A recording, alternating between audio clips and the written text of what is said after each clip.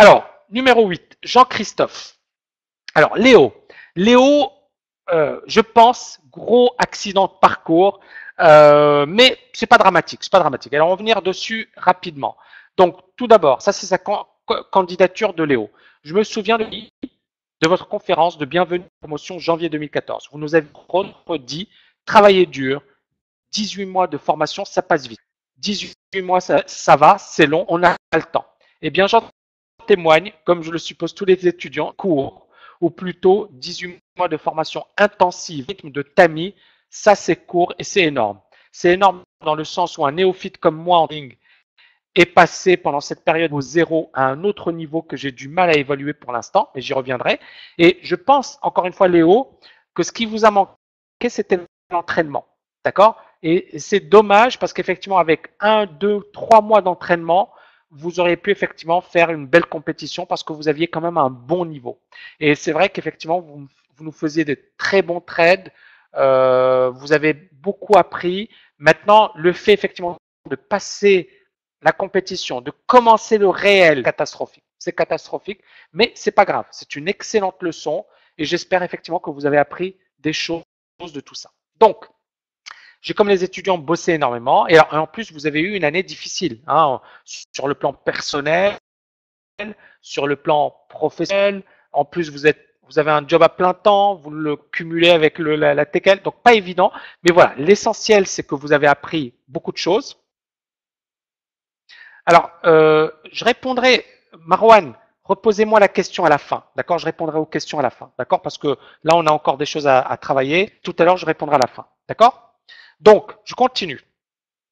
Donc, énormément bossé, la semaine en jour mon activité professionnelle, en voiture, pour les briefings, débriefings, merci iPhone et la maréchaussée, le week-end pour revoir les cours en vacances à Bali, Prague, Toronto, waouh, et même dans l'Atlas marocain, où avec une association bien connue, nous aidons à la culture du safran. Très belle photo d'ailleurs, hein, c'est dans l'Atlas de Léo, hein. Merci Léo, ça nous fait plaisir. Alors, en résumé, je n'ai jamais souffert de problèmes de motivation. Donc ça, c'est excellent. Les cours sont de haute qualité, il y a toujours des points à améliorer.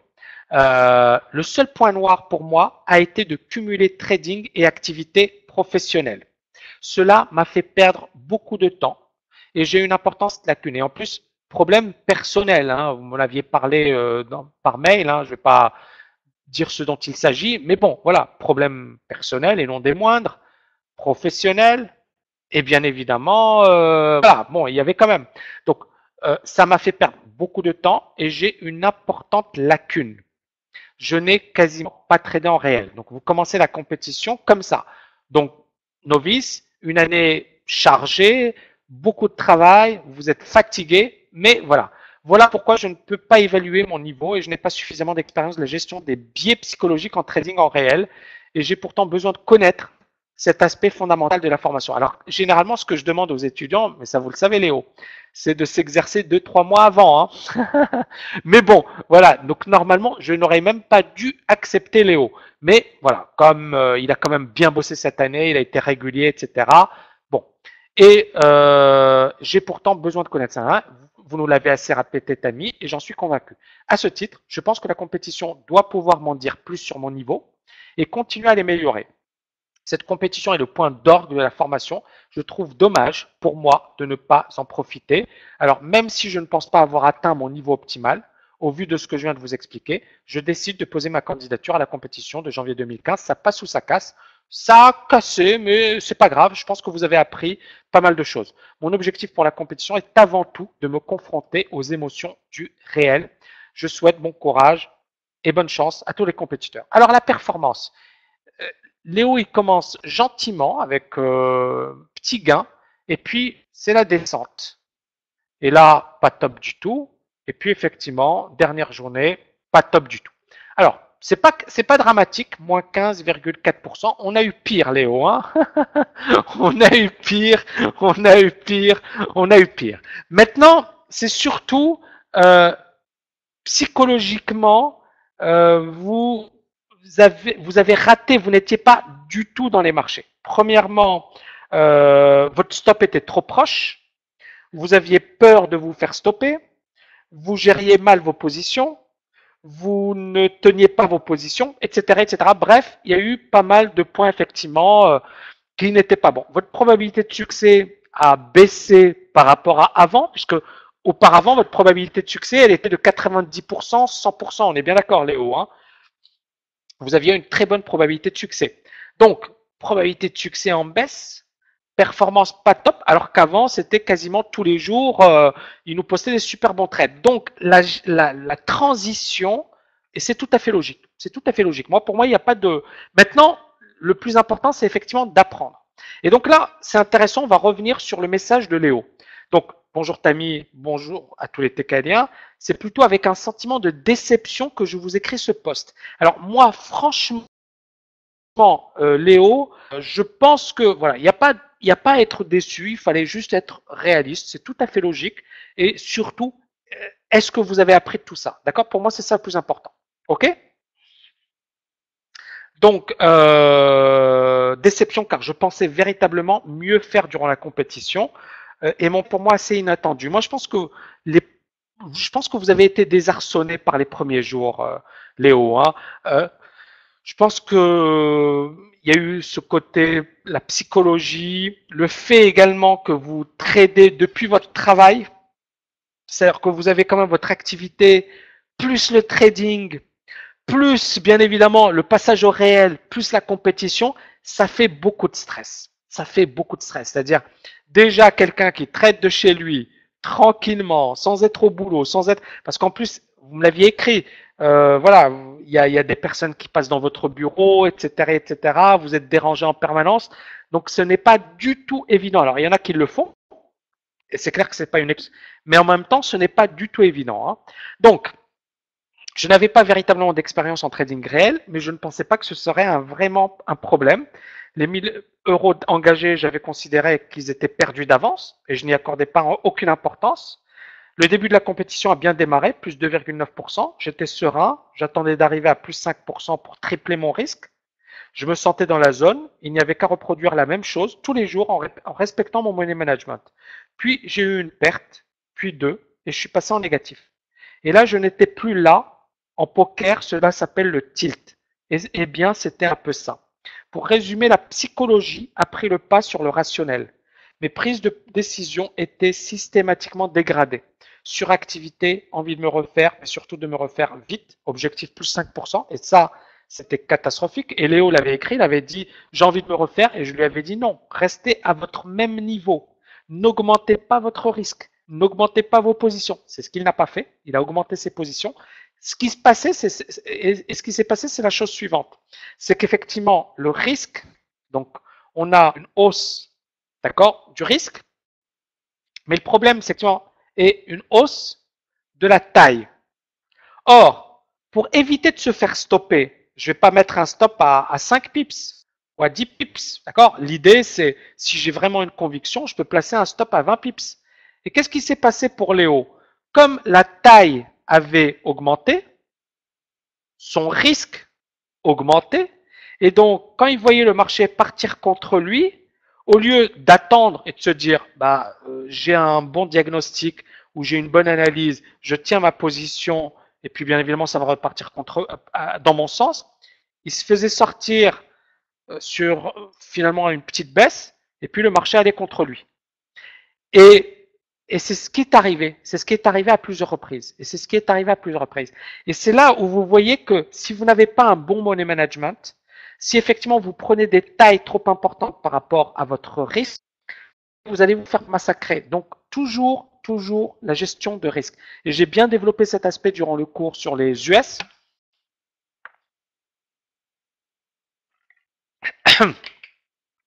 Et j'espère justement que ça vous a permis de mieux comprendre un petit peu l'importance de cette dimension. Alors, je continue. Suractivité, stop mal positionné, car me refaire vite, oui, mais évidemment à faible risque, et c'est ça le truc. Je veux me refaire, je prends des tailles plus importantes, je dois accepter le risque qui va avec. D'accord? Donc, et l'idée c'était ça, il voulait se faire 5% rapidement. Anticipation, je voulais des opportunités pour me refaire. Je les ai donc cherchées sur des UT très courtes, graphes antiques, au lieu de privilégier le 15 minutes ou le 5 minutes, ce que je fais habituellement pour le scalping. Et oui, Un signal est avant tout le fruit d'une bonne configuration de marché. Vous nous l'avez martelé, Tammy, mais l'émotion est l'ennemi du rationnel. Bénéfice coupé rapidement, mais bon, en général, je scalpe, donc ça me gêne pas trop. Par contre, je ne coupais pas rapidement mes pertes, mode espoir, et ça, c'était pas top. Le résultat fut, en toute logique, une perte augmentée jusqu'à moins 20%. Face à ce constat et à mes objectifs dont je commençais sérieusement à douter, j'ai décidé d'augmenter le risque, même si j'étais en perte. Après tout, c'est une compétition, c'est-à-dire un concours, pas un examen. Dans un concours, on fait le max, ou alors on ne le passe pas. J'ai donc pris 5% de risque. Deux bons gains me font repasser à moins 10%, et une perte me fait retomber à moins 15%. À ce niveau, j'étais très stressé, même si je pensais pouvoir repasser sans problème positif. Il me fallait juste attendre un bon trade avec 5% de risque et c'était largement faisable. J'ai préféré stopper car je n'étais plus du tout dans la zone. Et vous voyez là, encore une fois, c'est vraiment, moi je pense, une question d'entraînement, Léo. C'est vraiment une question d'entraînement. C'est-à-dire qu'effectivement, c'était pas optimal de le faire pendant la compétition, mais le fait effectivement de se dire, ok, j'ai appris, comment dirais-je, j'ai perdu, j'ai envie de me refaire, j'ai envie d'être au meilleur niveau, parce que le problème c'est qu'effectivement dès le début, les meilleurs étaient positifs et avaient des bonnes performances. Et donc effectivement, Léo s'est dit, mince, je veux les rattraper. Or c'est, comme je l'ai souvent répété, avant tout un combat contre vous-même et pas contre les autres. D'accord? Donc effectivement, essayez de combattre vos biais parce que c'est la meilleure manière de progresser, de devenir meilleur. Donc voilà pour la déception, c'est celle d'avoir gâché une belle occasion. Non, moi je pense que, encore une fois, Léo, il n'y a pas de déception à avoir. Vous avez appris des choses, vous avez compris des choses. Maintenant, encore une fois, essayez de capitaliser sur ce que vous avez appris. Vous avez un bon niveau. Moi, je trouve que vous avez un bon niveau.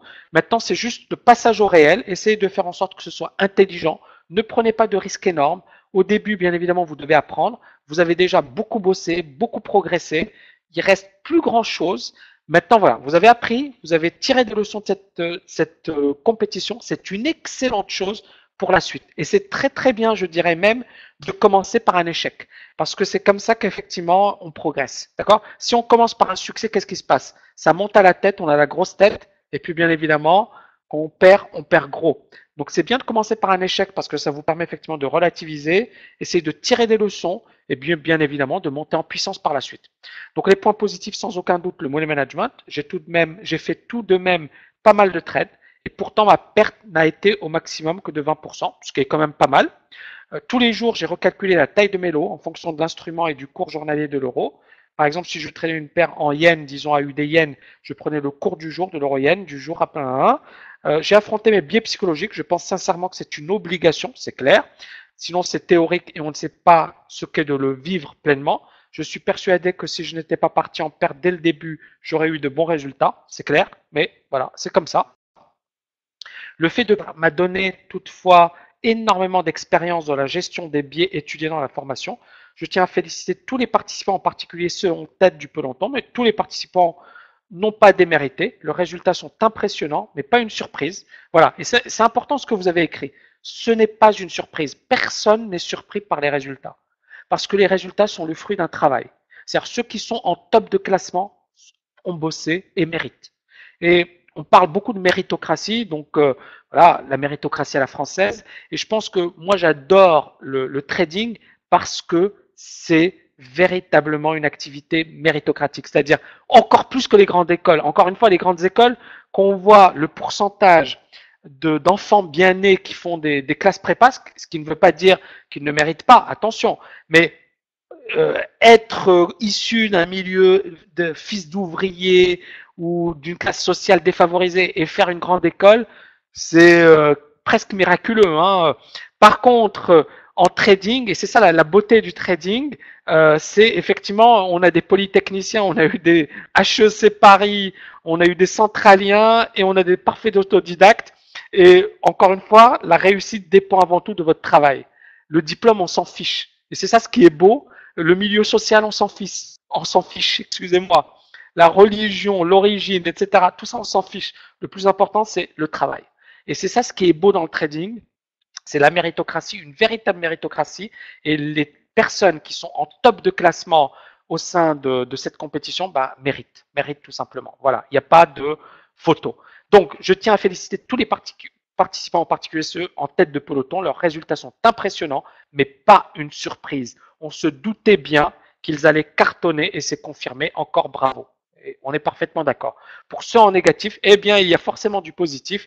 Il faut juste décortiquer ce qui n'a pas été et le rectifier. Je pense que c'est tout à fait possible. Il ne faut en tout cas pas rester sur ce qui semble être un échec. Pour moi, ce n'est pas un échec, c'est une expérience. D'accord? Et vous allez apprendre de cette expérience. C'est très, très important.